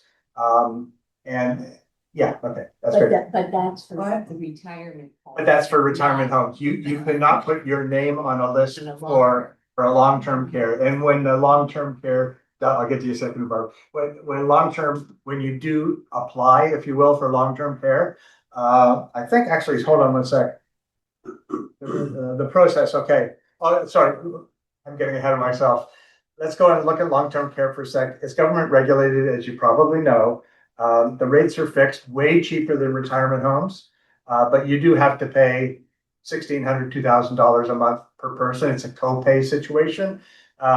Acceptance requires formal assessment by Ontario Home of Health, and either inside the hospital or outside, they have to agree that you need that care and you cannot safely live in your own home anymore or wherever you are. The process is, placement is when the patient is in the hospital or at home. Process, submit the application, select up to 5 homes that would be your preference. And then at that point, you deal with the waiting list. And I already showed you some of the waiting lists. It's tough. And also approximately, down there towards the bottom of the slide, hospital priority. Over 50% of admissions come from the hospital. So, you can really be in a bad way where you need to be admitted, but you're not in the hospital, you're in your own home, you run out of money, you can't afford to live there anymore, but it's a 2-3 year waiting list, you know what I mean? Like it can, if you have, and I'm not trying to scare people, I'm just trying to make the awareness that it's not a pick up the phone and book a spot. So. You want to wrap it up? Yeah. No, Tom, with the point that, if your name comes up on the waiting list and you don't Yes. accept. Yeah, sorry. And so you put your name on those 5, you choose 5. If your name comes up at any of those 5, you must go. And if you do, and you've got about like 5 days to accept and to move. So it's very quick. And if you say no, then you go to the bottom of the waiting list. So it's, what's that? Sorry. No, that's not true because I've just been through this whole thing. Oh, great. last month.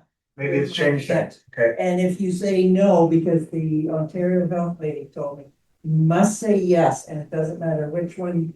And I had to pick like 9. She said, the more you pick, more than 5.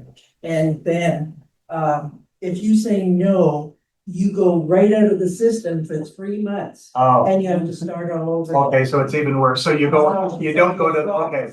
Yes. So Barb was just, for the folks online, Barb was saying that you choose as many, it's not limited to 5.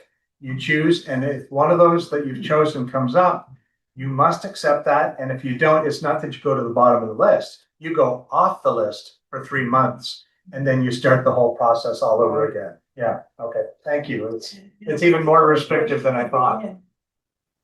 Crisis care, the long-term care. Yeah. right now. And then that's No beds. the sad thing with the limited capacity. What that really ends up is, if you're at home and you're not capable, it's only a matter of time before you have an accident or something, and then you end up in the hospital, and then you're one of that 50% that gets preferential treatment to get And into the a long-term. hospital really helps with all Ontario Health.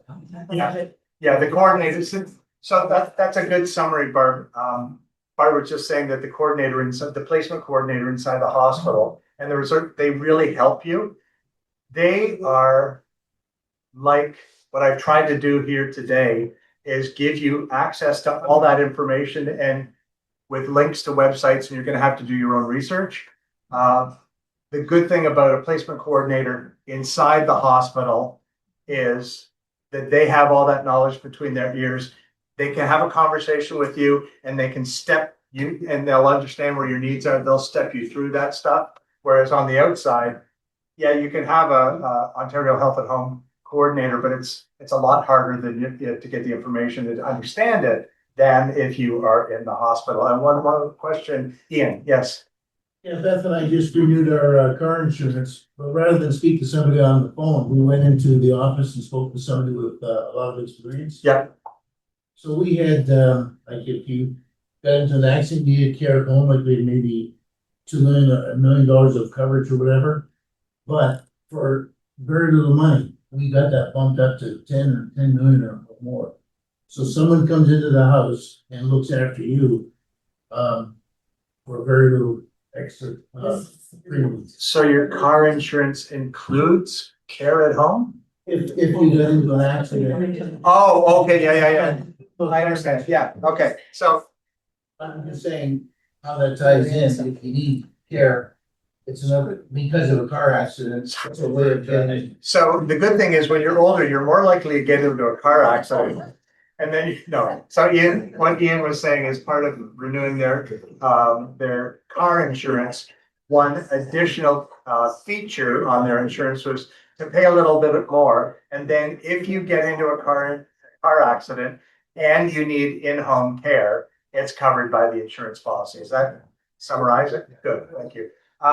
We are 20 minutes over, and I apologize, folks. You've been super engaged and really good. Any other questions before? Oh, Alice. I'll throw in one more thing. One more. If you're living in a condo arrangement, like a condo townhouse, something like that, if you need extra railings outside your home, contact your administration and they will provide them. And you don't pay upfront. So that's if you're living in a condo, then go to the condo board. Yeah. And they will, and you need, now how do you determine whether you need a handrail?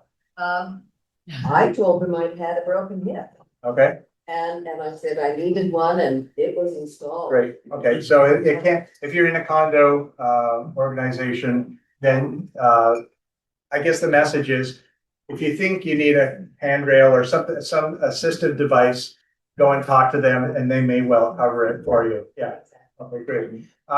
Super session in terms of feedback today. It's nice to see people engaged with that awful conversation of life is getting, life is moving on, folks. How do we do this? But I thank you very much for your attention. You've been really a lot easier to work with than I would.